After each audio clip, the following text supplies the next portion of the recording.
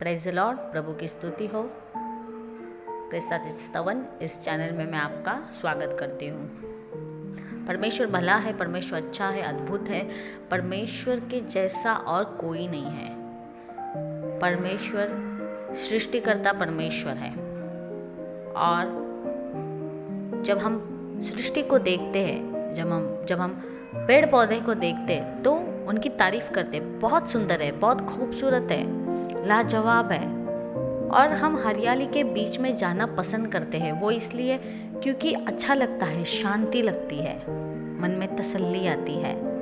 जब हम परेशान होते हैं तो अक्सर बहुत लोग पेड़ पौधे के बीच में से गुजरते हैं क्योंकि उन्हें अच्छा लगता है। मुझे भी बहुत अच्छा लगता है।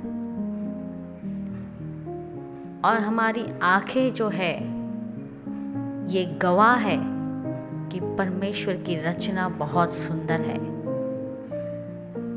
हम अलग अलग जगह पर जाना चाहते हैं, है ना? अलग अलग हरियालियों को देखना चाहते हैं। झरना हो, नदियाँ हो या समुंदर क्यों ना हो, पसंद करते हैं हम। उठना बैठना वहाँ पर बहुत अच्छा लगता है हमें। वो इसलिए क्योंकि परमेश्वर ने सुंदर बनाया है, उसकी वो सुंदरता है।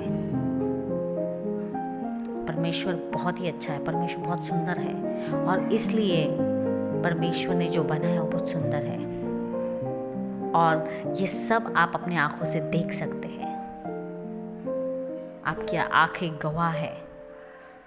हालेलुया, प्रभु की स्तुति हो। आइए हम यूहन्ना 9 देखेंगे।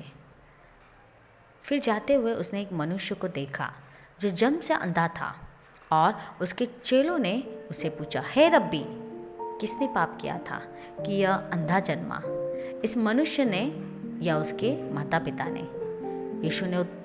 यीशु ने उत्तर दिया, न तो इसने पाप किया था न इसके माता पिता ने, परंतु यह इसलिए हुआ कि परमेश्वर के काम उसमें प्रकट हो। हालेलुया, प्रभु की स्तुति हो।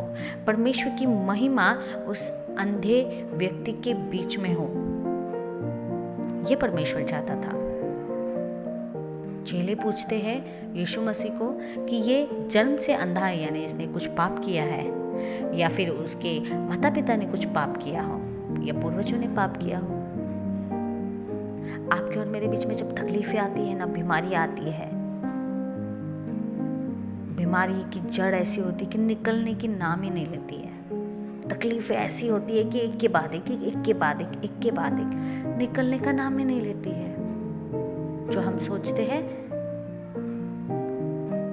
इसका कारण मैं तो नहीं हूँ, इसके कारण मेरे पूर्वज तो नहीं है। नहीं, इसका कारण परमेश्वर की महिमा है। अगर आपके बीच में तकलीफें हैं तो परमेश्वर की महिमा होनी है। हालेलुया।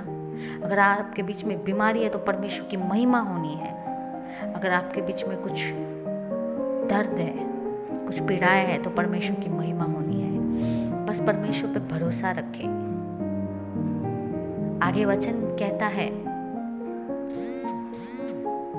6 में लिखा है, यह कहकर उसने भूमि पर थूका और उस थूक से मिट्टी सानी, और वह मिट्टी उस अंधे की आंखों पर लगाकर उसने कहा, जा शीलो के कुंड में धो ले। अतः उसने जाकर धोया और देखता हुआ लौट आया। प्रभु की स्तुति हो। और देखता हुआ लौट आया, यानी उसकी आंखें चली आई, उसकी आंखें आ गई, वो खुश हुआ, वो आनंदित हुआ। आप जानते हैं अंधा व्यक्ति किस तरह होता है? आप जो ये हरियाली वगैरह देख सकते हैं ना, वो ये इस बात को नहीं जानता, हरियाली क्या है, रंग क्या है, ये सब नहीं जानता। इस अंधे व्यक्ति को जन्म से अंधा था, उसने एक रंग तक नहीं देखा था, तो परमेश्वर ने बनाई हुई सृष्टि कैसे देखता था? ये तो बहुत परेशान हुआ होगा, है ना, अपने जीवन से बहुत तकलीफ झेली होगी। जो आ रहा है उसका धक्का लग रहा है और वो गिर रहा है।